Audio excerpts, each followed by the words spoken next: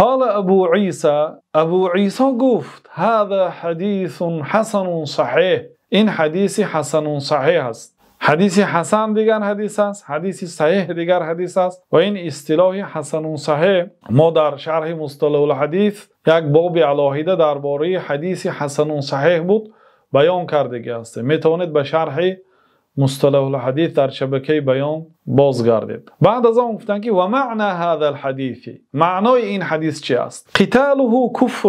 ببینید حتی معنای حدیث را هم بیان کردن. معنای این حدیث چی است؟ پیامبر صلی الله علیه و سلم که کشتن مسلمان کفر است گفتن. لیس به کفرا مثل الارتداد عن الاسلام، این کفر نیست که مانند کسی که از اسلام مرتد شده است، نسأل الله السلامة و العافیه.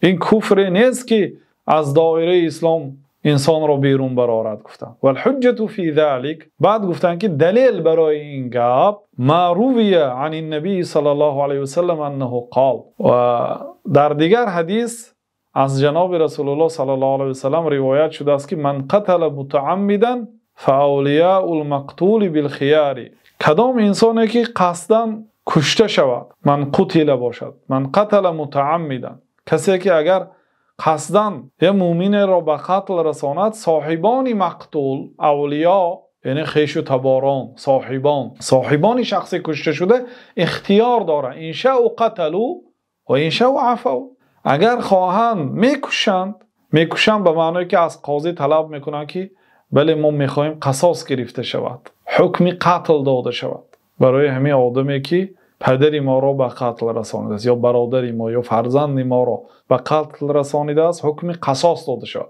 در شریعت حکم قصاص است، در سوره بقره الله تعالی گفته است.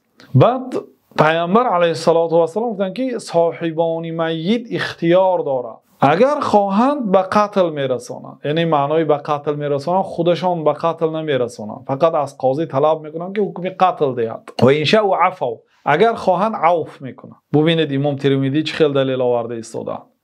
لو کان القتل کفرا، اگر قتل کفر میشد، کفری که از ملت اسلام بیرون میبرد، لوجب گفتند واجب میشد کشتنش.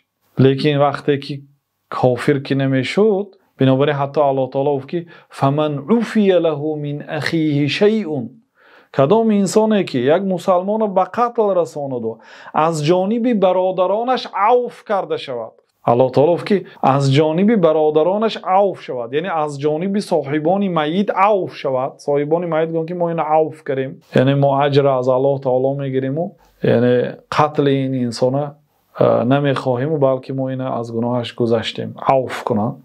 الله تعالی گفت که از جانب برادرش، و اگر کافر میشد اونها به این برادر نمیشدن، اونها مسلمان هستند، این که آدم کشت کافر میشد، الله تعالی برادرش نمینامید. و امام ترمذی هم خوب دلیل آوردن که اگر کشتن مسلمان کفر میشد، پیامبر صلی الله علیه و سلم نمیگفتن که تو اختیار داری خواهی عفو کن خواهی به قتل رسان، نمیگفتن. بعد از آن امام ترمذی رحمت الله علیه باز گفتن که دوام همین حدیث وقد روی عن ابن عباس، ببینید و طاووس، در حقیقت از عبدالله ابن عباس صحابی بزرگوار عالم دین مقدس اسلام و طاووس شاگردشان و عطا شاگردشان، اینها تابعین هستند، طاووس و عطا و غیر واحد من اهل العلم، و غیر یک نفر یعنی چندین نفر از اهل علم، قالوا گفتند که کفر دون کفر و فسوق دون فسوقین. در زیر همین گونه حدیث ها گفتن که کفر است لیکن پایانتر از کفری که از ملت اسلام بیرون میبرد، یعنی کفری نیست که انسان از دایره اسلام بیرون برد. و فسوق دون فسوقین، این فسوق است، فاسقگری هست، لیکن این فاسقی نیست که از دین اسلام بیرون برد. های اصل کلمه فاسق فسقه یعنی خرج، برآمد. وقتی که انسان مثلا عرق نوشید، او یک عملی را کرد که از دایره اسلام بیرون است، یعنی عمل اسلامی نیست، یعنی از راه راست، از راه صراط المستقیم برآمد، گناه کرد، از اطاعت به گناه برآمد. لیکن هست جایهایی که در قرآن الله تعالی کافرها را فاسق گفته است، برای اینکه آنها واقعا از شریعت بیرون برآمدند.